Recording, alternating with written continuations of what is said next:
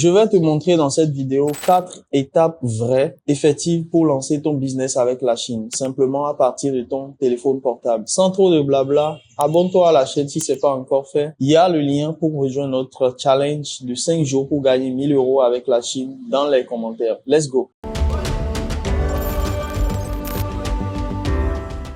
Il faut comprendre la différence entre le business avec la Chine et tous les autres business. Aujourd'hui, il y a deux façons de faire du business avec la Chine. Soit tu as déjà de l'argent et tu achètes quelque chose en Chine que tu revends en Afrique ou bien dans le monde, là où tu te trouves, ou simplement, il y a aussi cette façon-là dont nous parlons toujours de le faire en gagnant des commissions. On va beaucoup plus se focaliser là-dessus puisque tu me connais déjà. Tu sais que j'aime les business où je peux me lancer sans vraiment investir beaucoup d'argent. Première chose qui m'est arrivée dans la vie, c'est que j'ai perdu 20 millions, pratiquement 30 000 € quand j'ai voulu lancer une start-up.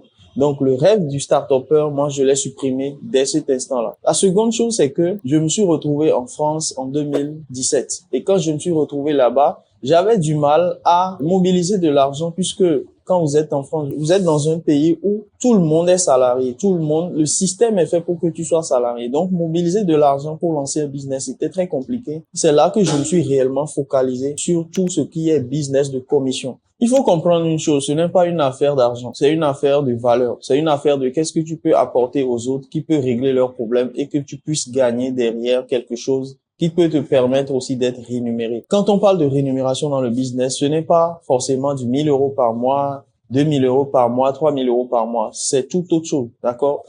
En 30 minutes, tu peux faire le salaire que quelqu'un gagne en un an. Et bizarrement, ça peut être le cas. Donc, si tu es déjà dans une situation où tu as déjà fait des diplômes, tu as déjà fait un métier, tu as déjà fait des choses et tu sais de quoi je parle. Tu sais que tu ne peux pas du jour au lendemain multiplier tes revenus par 12. Tu ne peux pas multiplier du jour au lendemain tes revenus par 20. Mais c'est ce qui est possible avec la Chine. Et je le dis parce que beaucoup de gens peuvent être coincés aujourd'hui dans la diaspora à la recherche d'idées de business, etc.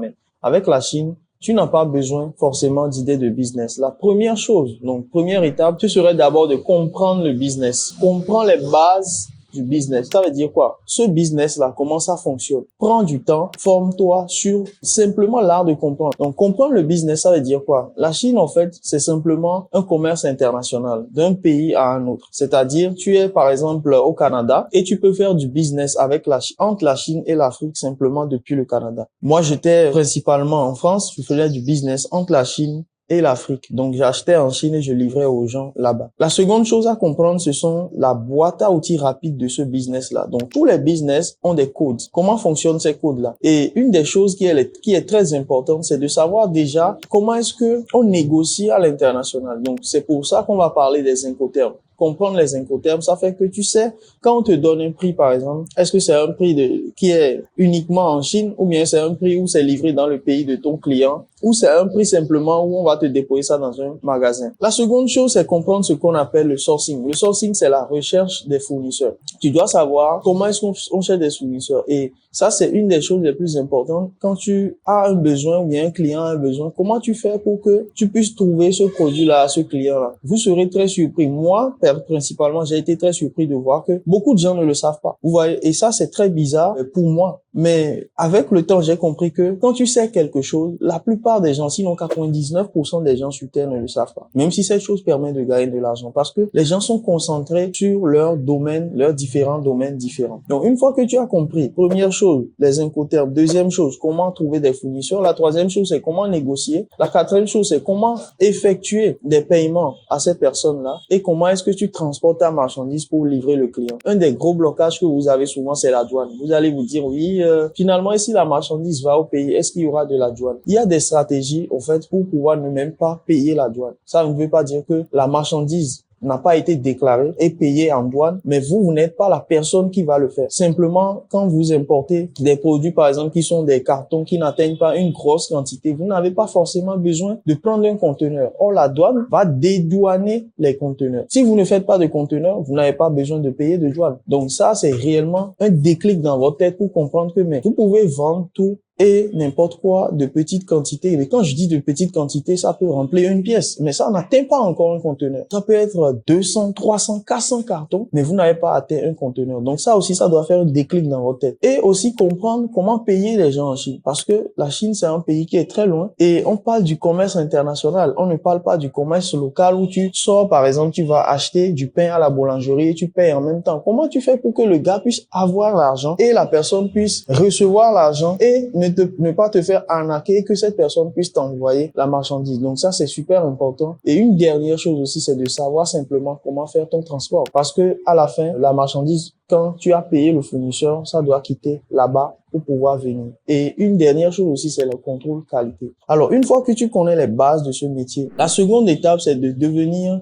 un sourceur agressif, faire du sourcing agressivement. Ça veut dire quoi? J'ai un gars dans mon équipe qui fait du sourcing. Celui-là, il est tout le temps en train de chercher dans son téléphone, il est en train de stocker plein d'images de produits différents, plein de vidéos de produits différents. Ne soyez pas surpris beaucoup de gens sont surpris d'ailleurs, quand on a besoin d'un produit et on l'appelle, on dit oui, on veut acheter par exemple des sacs. Et le gars, il t'envoie plein de photos de sacs. Il a les contacts du fournisseur de sacs et il a aussi directement des vidéos. Donc toi, tu auras jusqu'à faire un choix. La personne qui veut gagner des commissions a un fonds de commerce. Et ce fonds de commerce, c'est les fournisseurs. D'ailleurs, bientôt, nous allons créer une grosse liste de fournisseurs qui est notre fonds de commerce que nous allons partager avec vous, forcément avec un petit souffle. L'objectif, c'est de vous permettre de vous lancer rapidement. Ce serait moins de 50 €. Pour ceux qui ont envie réellement de se lancer, vous avez une base de fournisseurs. Je vous donne un exemple simple. Quelqu'un veut construire une maison. Quelqu'un veut acheter une voiture. Et vous savez les deux. Vous savez qui vend des voitures et vous savez qui construit des maisons. Et cette personne-là a un problème. Il ne veut pas se faire arnaquer puisqu'on ne travaille pas, on ne paye pas de l'argent à quelqu'un qu'on ne connaît pas. La personne peut disparaître avec votre argent. Donc, il a besoin du facteur confiance. Alors que en temps, vous avez déjà discuté avec le vendeur de voiture. Vous le connaissez. Il a même déjà vendu de la voiture à votre voisin et aucun problème ne s'est passé. La même chose, c'est que celui qui était en train de faire le chantier à côté de vous, vous l'avez vu, vous l'avez connu. Donc, vous avez déjà deux fonds de commerce. Vous pouvez vendre des voitures aux gens, vous pouvez vendre des maisons aux gens. Et c'est la même chose qu'on fait ici. Donc, l'objectif, c'est que dès que tu comprends déjà le business, tu sais que, ok, ah oui, il y a les bases, il faut connaître un peu, etc., etc. Le WhatsApp, les incoterms, tout ça. Maintenant, il faut aller droit au but. Et le droit au but, c'est simplement d'avoir une grosse liste de contacts de fournisseurs. Les contacts de fournisseurs, il n'y a pas meilleur moyen de les avoir que d'aller sur des plateformes où on trouve des fournisseurs. La seconde façon de les avoir, c'est d'avoir une grosse liste de fournisseurs que tu collectionnes au fil du temps. La troisième façon de les avoir, c'est qu'à chaque fois que tu as l'occasion de voir un produit qui traîne en ligne, prends ce produit-là, va chercher le fournisseur de ce produit et garde-le. Demande à des contacts autour de toi et tu l'auras. Je précise que nous avons un challenge. Dans ce challenge-là, on va vous enseigner tout ça là. Et là, le lien se trouve dans la description. Donc, la troisième chose, c'est de vendre ton âme à la recherche de clients. Ça veut dire quoi? Ça veut dire que quand tu respires, quand tu dors, quand le client n'est pas là, quand le client est là, ton objectif ultime, c'est de vendre. Et aujourd'hui, il n'y a pas meilleur moyen de vendre que d'installer WhatsApp, les amis. Vous avez WhatsApp, vous pouvez vendre tout. Première façon de vendre, c'est d'envoyer le produit à une grosse majorité de gens qui vont le voir et qui seront intéressés. Et il n'y a pas meilleure façon de le faire aujourd'hui que d'ouvrir un compte sur les réseaux sociaux. Premier réseau social sur lequel les gens vendent aujourd'hui, c'est Facebook. Deuxième, c'est TikTok. Troisième, Instagram. Bon, je ne le dis pas dans l'ordre, mais ça fonctionne comme ça en général. Donc, quand vous prenez cette catégorie de comptes-là, avec WhatsApp, l'objectif, c'est que vous pouvez communiquer directement avec les autres aussi, vous pouvez communiquer. Mais avec WhatsApp, vous pouvez communiquer directement avec les clients. Et ça, c'est ce qu'on veut. Ultra simple. Vous avez votre compte, vous montrez les produits et finalement, vous vous positionnez. La plupart des Africains ne se positionnent pas. Vous avez un business, mais il faut d'abord qu'on aille vous supplier, qu'on aille vous réveiller, qu'on aille prier avant de savoir ce que vous vendez. Non, ça ne marche pas comme ça. Toutes les personnes qui veulent gagner de l'argent dans le monde aujourd'hui vont aller montrer leurs produits. Vous le voyez, la foire de Canton, c'est plus de 300 000 personnes, 300 000 fournisseurs, 300 000 industries qui viennent montrer leurs produits. Vous devez vendre votre âme à ça. C'est-à-dire, vous devez dédier l'instant de la journée que j'appelle les AGR, les activités génératrices de revenus. Tout ce qui ne va pas à montrer ce que vous faites à un client potentiel qu'on appelle un prospect n'est pas une activité génératrice de revenus. Vous pouvez rester par exemple et dire oui, je suis en train de travailler sur mon site d'abord. Je vais créer un site. Sincèrement, littéralement, pour créer un compte TikTok, c'est 2 minutes. Pour créer un compte Facebook, c'est 2 minutes. Donc ça veut dire que en 10 minutes, vous avez créé votre business et vous avez commencé à poster des vidéos de produits. Allez voir sur TikTok. Tapez juste usine, tapez le produit que vous voulez. Vous allez voir la liste des personnes qui sont déjà dans l'action. Vous n'êtes pas dans l'action encore. Parce que celui qui produit est celui qui récolte. Celui qui sème va récolter. Donc, tout ce qui se passe sur les réseaux sociaux que vous voyez, c'est de la semence. Vous devez semer pour récolter. Et la dernière étape, quand vous exposez vos produits à vos clients, c'est de pouvoir vendre vos produits, gagner des commissions. Alors, tout l'objectif de tout ça, c'est de gagner une commission. Donc, le client va vous donner de l'argent, il va vous dire, je suis intéressé par tel produit. Je précise que pour pouvoir vendre, pour pouvoir encaisser des commissions, vous n'avez pas forcément besoin d'investir votre argent. Si le client est intéressé par un produit, je pars surtout sur la base des produits un peu chers. Quand vous allez sur ce genre de produits chers, disons, à partir de 1000 euros, à partir de 500, même 200 euros, vous pouvez gagner déjà des commissions. À partir de 200 euros même d'achat, pour quelqu'un, vous pouvez gagner ne serait-ce que 50 euros. Vous lui vendez à 250 euros. Et quand vous gagnez 50 euros, ça vous montre en fait que ça peut se faire. Et si la personne va vous commander 3-4 produits, vous gagnez aussi 200 euros parce que ça fait 50 euros fois 4. Donc c'est de cette façon-là que vous vous libérez. Vous comprenez que vous n'avez pas besoin d'avoir un gros revenu pour pouvoir faire de l'argent. Vous n'avez pas besoin de capital. Toutes ces choses-là, ce sont des choses qui sont démodées. Avec un compte sur les réseaux sociaux, un business de la Chine que tu comprends très bien et aussi avec